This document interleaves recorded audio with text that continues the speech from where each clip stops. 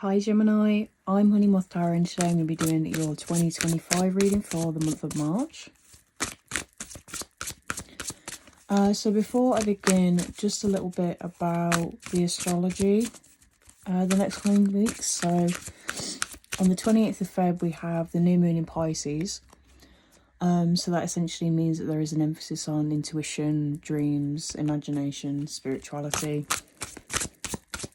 And so as with most new moons, it will be like a really good time for you to kind of figure out what you want to manifest and sort of plant the seeds. And then for the full moon, that will be occurring around the 14th of March, kind of depends where you are in the world.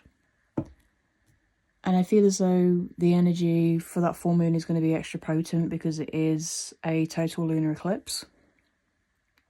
And it will be in the sign of Virgo. So essentially that means that there is an emphasis on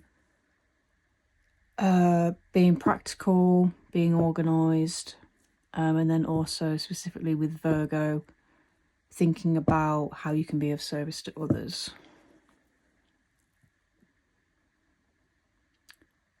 So right off the bat we have the Ace of Swords.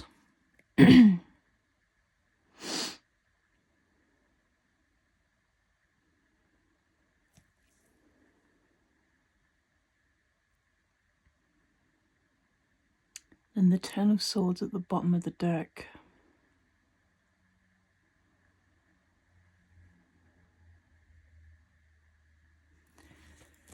I feel as though for the month of March you're really going to be stepping into alignment. Like things are just gonna click.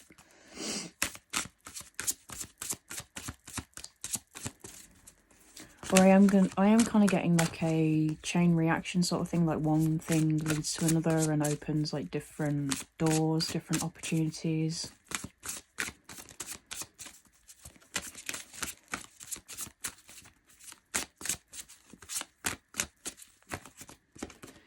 But yeah, there definitely is an emphasis on the solar plexus chakra. So it may be worth you kind of meditating on that.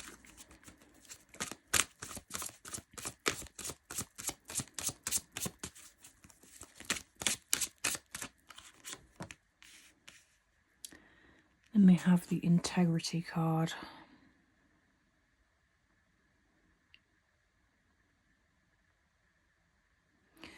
I got the phrase, the truth will set you free.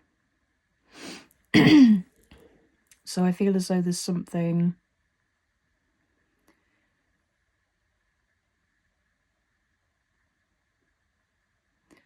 communicating something that really resonates with you or aligns with you, regardless of what people think. Kind of doing something because it feels right for you.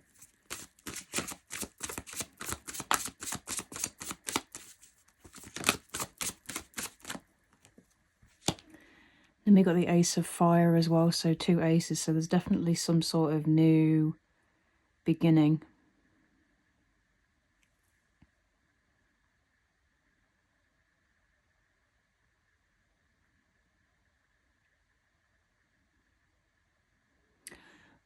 So there's a song that just popped into my head. I can't remember who it's by, but the lyrics are, you should know by now, you speak when you're spoken to. So yeah, there's definitely something about communication and really voicing something that's really important to you.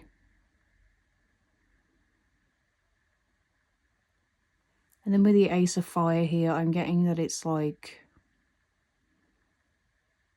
a confidence to be your true self. And possibly like speaking your mind, because like there's two aces like either side. So we have communication and passion, confidence. You may be like public speaking or You may have some sort of like role or job that involves conversation, particularly like something that you're passionate or confident about. But I feel as though you're learning how to be more confident in yourself, and doing so by speaking your truth.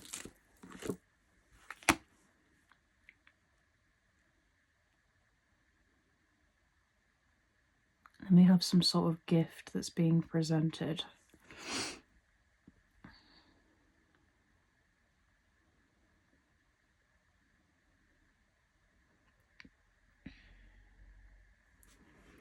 We do have this snake here, and then this smaller snake here.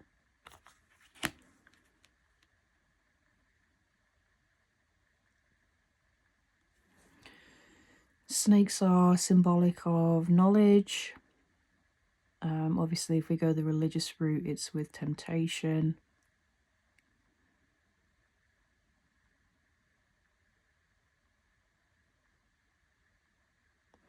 But I feel like overall there is like a fierceness to this read. Of like a take me as I am. And I really like that.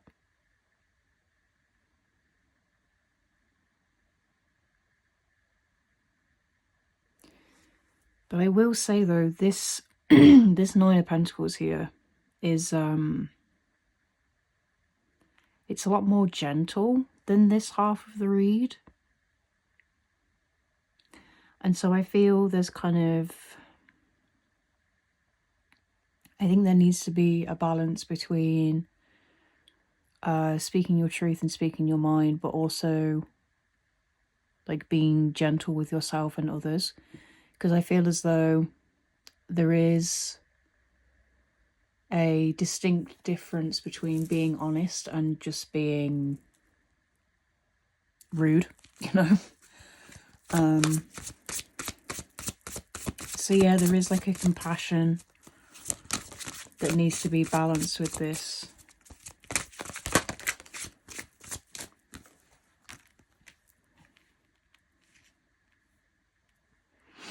And then we have the Four of Cups.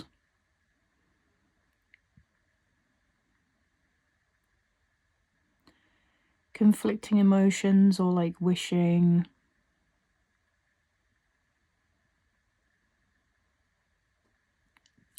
that something didn't happen the way that it did.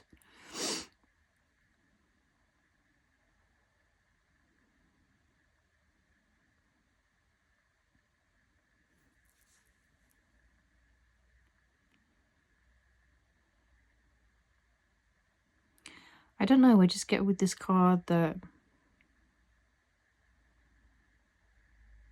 there's like a rumination on a past event or a past relationship that left you feeling very like raw and vulnerable.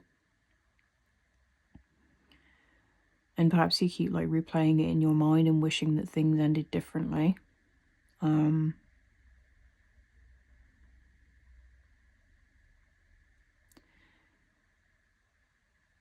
ultimately you have to kind of remember that things happen the way that they do for a reason.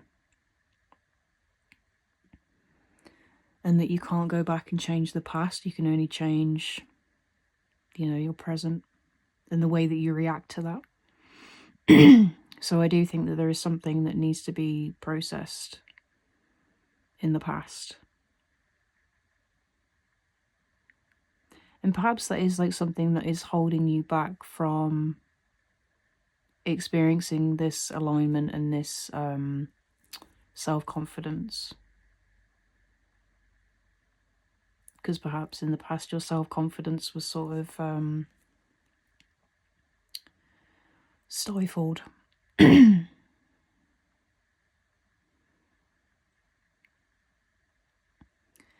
then we have the Faith card, which is all about keeping faith.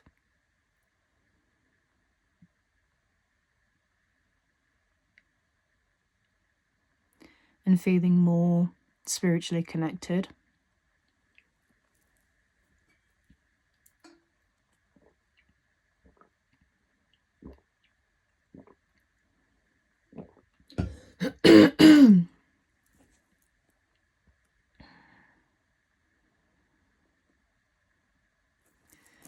But I do kind of feel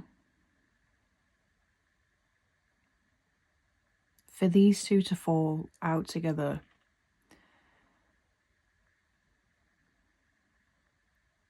you may be worrying about past events occurring again. And so I think that Spirit, God, the universe, whatever you refer to that divine being as, is asking you to have faith that not everybody is like the past people that you've dealt with. And I feel as though, like, with things that happen in our past, a lot of the time they only repeat again if you haven't learned the lesson. And so if you are genuinely worried about that happening again, maybe just sit and journal and kind of process the feelings and the events, just so that you don't have to go through the same things again, and that you can really learn from those experiences.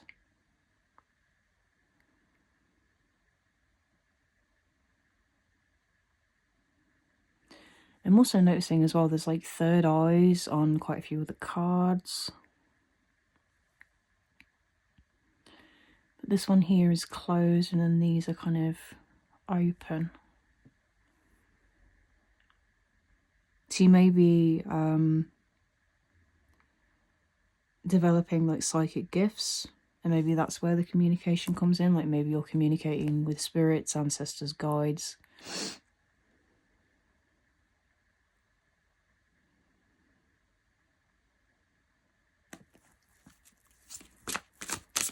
Okay.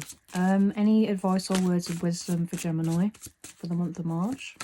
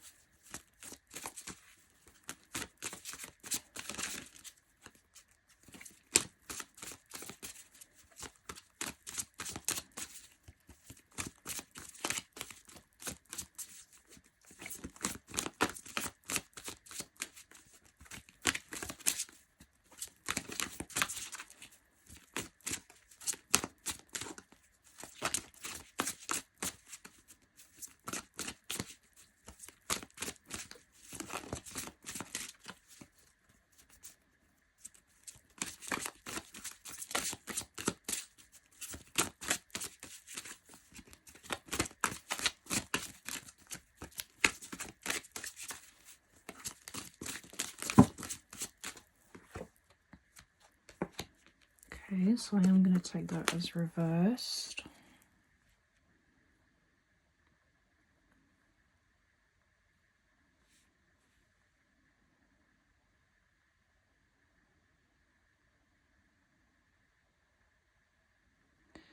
So we have the Nine of Fire as the Nine of Wands. And the Nine of Wands is usually about feeling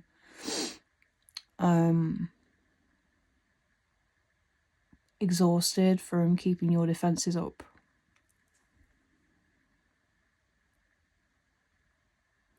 And so for it to be reversed, I feel as though there is a calling for you to allow yourself to be vulnerable. Allow people to see that you perhaps have been struggling. But yeah, I feel with these two cards that there is like a vulnerability or a softer side to you that perhaps you don't want to see. And perhaps that is where the fierceness comes from, you know, like a defense mechanism. And so there needs to be a balance between the fierce, self-confident, honest you, and then the you that is a bit softer and recognises your own flaws. Alright, so I'm going to get you guys an affirmation card. Feel free to use the affirmation or not. It's up to you. Thank you. So we have, don't be afraid to admit what no longer works for you. Exhale and pause. And then I'm going to get an oracle card from the Moonology deck.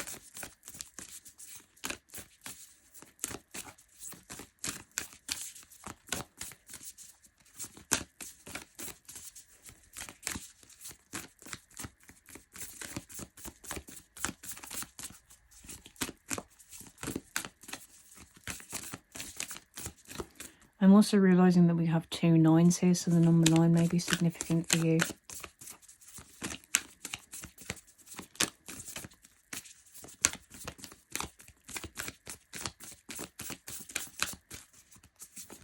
Can we get an oracle card for Gemini, please, for the month of March?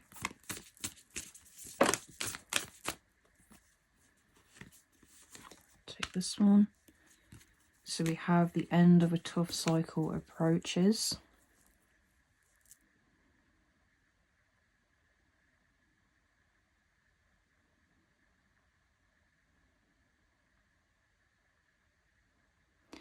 So I'm getting that there's something about being adaptable. And I think in this case, it's referring to the fact that I was saying of kind of that balance, like walking that line between being your authentic self, a new, confident, empowered you, in between being a bit softer and more vulnerable.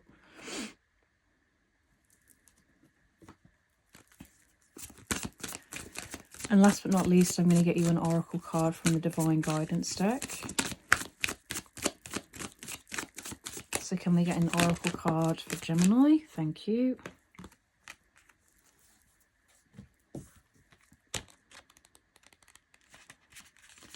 So this card is called Illuminate.